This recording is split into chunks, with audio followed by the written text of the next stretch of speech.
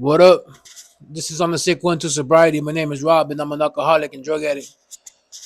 So I finished telling y'all about how I lost my jobs, about how I failed completely at being employed, and how I failed completely of paying my bills, my share inside the house with my parents, and how I started to feel like I was just miserable and a failure as a son.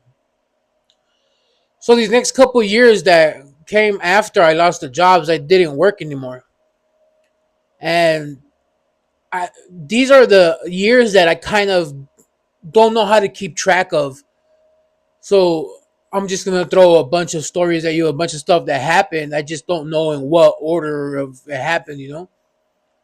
Um, like I said, no sé si estoy pendejo o así me dejó el crico. That's just how we're just gonna use that. And all the stories I tell you, eventually I end up going to rehab, right? But let's get into one, which is my favorite one. I always trip out on it. I don't know. It just amazes me of what kind of predicament I put myself into because of my drug addiction. So I had some friends that were staying at, I think it was the Travel Lodge in San Isidro, right across the street from the Burger King when there used to be the Burger King, right there by the border. And you know me, big baller. You know how I do. I had to call the homegirl to front me a dub, and so I called the homegirl. I was like, "Hey, can you front me a dub?" She's like, "Yeah, come through, but I'm over here at the hotel. Get your ass over here and I'll hook you up." I was like, "Cool." Walked to the trolley station, to Bayer trolley station, hopped the trolley to San Isidro, walked backwards a little bit towards to the Travel Lodge. I don't know. I hope it's still called Travel Lodge. And when I got there, right, I got to the room, and there was two people in front of that room where I was supposed to go into, and they were pounding on the door, bam, bam, bam, bam. And it turns out they were looking for their sister, and the sister was in there with the connect, which it was two girls, and those two girls, the connect and the sister, they're fucking best friends. So they were knocking on the door, right? So this was the brother and the sister of the girl that was inside, not the connect, and they were pounding on the door like, "Hey, we know you're in there. Get the fuck out. You need to come home. You're just wasting all your money getting smoked out." And this and that, and like you're buying all of it for your friend, and because no sé qué pedo. And then I was just like, yo nomás estaba ahí quemándome el show, like, for fucking scandalous ass tweakers and shit. And then they started saying, the ones that were outside pounding on the door were like, "We're gonna bring our brother, and if we bring our brother, que yeah, it's over." And I was like, man, that's que chingados va a hacer ese güey, like, who gives a fuck if your brother comes? Like, he's not gonna do any more than you're doing. He's just gonna come pound the door and beg for the sister to come out. Boy, was I wrong. So eventually, I heard them say, they're like, "Yeah, we're gonna call our brother," and then like they made it known, like they said it loud enough for me to hear, and they're like, "But we're gonna tell him that there's a fat dude outside, but he's okay. He has nothing to do with this." So, and I was like, well, "That's not gonna happen to me. Come on now, you know what I mean?" And so those people left, right? And then I knocked on the door and I told the connect, I was like, "Hey, yo, those people left. Let me in." And she looked out, she picked out the blinds in the window. She was like, "Motherfucker, you better not be lying to me." I was like, "Hey, I'm not lying. Like, seriously, bounce." And so they let me in, right? So it was the connect and the sister and the other homie pipe wipe was in there too. I was like, "Oh shit, what up?" And then right, so we're posted up. And I don't know if you guys know this, but the slowest thing in this fucking world is a tweaker. Takes forever to do something. And I kind of had it in the back of my head that the brother was coming, and I was like, "Dude, I don't want to freaking be, just in case. I don't want to be here when the brother comes. Might be a big." Pancho and shit. I was like, "I don't want to be here." But once you start toking it up, you don't give a fuck no more. You're just chilling in the zone. I don't know how much time passed by, right? And I just hear boom, boom, boom, boom, boom. I was like, "What the fuck?"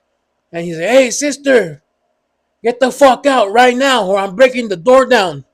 And I was like, "Yeah, right." This fucking Panchero ain't breaking the fucking door down. And then I just hear kicks. Boom, boom, boom. I was like, those motherfuckers breaking the door down.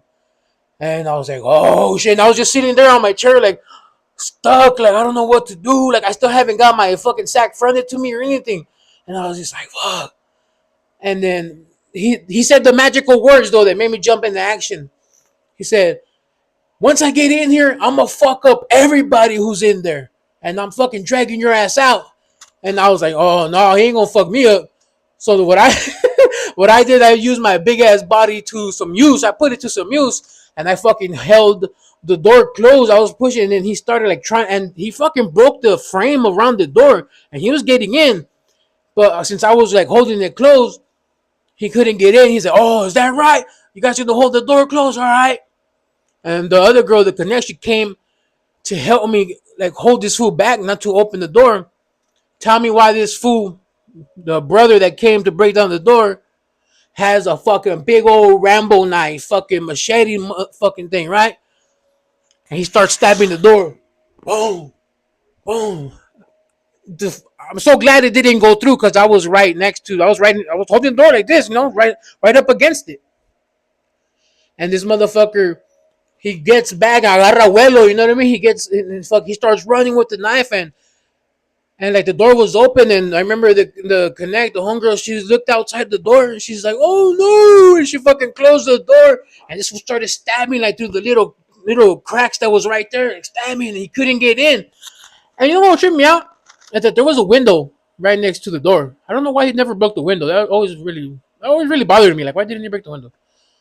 And I was like, oh, and we what we ended up doing was the homie pipe wipe that was there, and then the sister, they drug that big ass dresser that has the TV mounted on top of it. They drug it and they put it in front of the door. And once we put that, and then we put the big ass cajones that are right there, we threw that shit on top so he wouldn't get in. Let me tell you, I was fucking dying for my life up in there, dog. Scared like a mother. I was scared shitless. Literally, not scared, almost scared of sober, to be honest. And he couldn't get in. He didn't get in. He's all right, watch. He just kept on like, watch. I'm gonna come back with something more. I'm gonna come back with some homies. I don't know. And then he bounced, and we're just looking at each other like, fuck, what the fuck? We're just okay. It's over. He's gone. We could get back to the pizzle business. I was just like trying to relax. I mean, all my fucking heart rate was at 1,000. Se me bajó la pinche azúcar and everything, And all of a sudden, we hear the woo. I was like, no fucking police is in here. No fucking way. And little did I know that the Connect allegedly had a big fucking stash under the bed. First thing she does, she goes to go flush it, dog. I was like, no. There goes my fucking 20 sack fronted. No mames. And I was scared for my life. I was like, that's it. I'm gone. I'm going to jail. And I've up to this point in my life right now, never been to jail. Don't have a record. I don't have a fucking jaywalking ticket, a speeding ticket, nothing, right? And that time I was like, that's it. I'm going to jail for fucking possession of fucking methamphetamines. But the cops fucking, they took us out the room. I remember they put me in handcuffs. They had to use 2 sets of handcuffs for your boy. And they sat me down on the curb. And I was just like, fuck, it's over for me. There goes my life. And they went in, they searched the room, and luckily they didn't find anything. And they came out, they questioned us, they asked me what happened.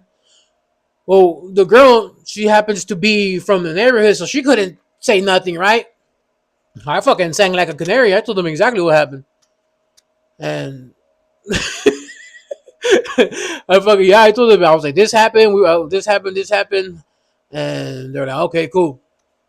And they let us go, took out my handcuffs, let us go. And then right there was the beginning of a 3-day mission that I went on with those people. And we're going to get into it tomorrow.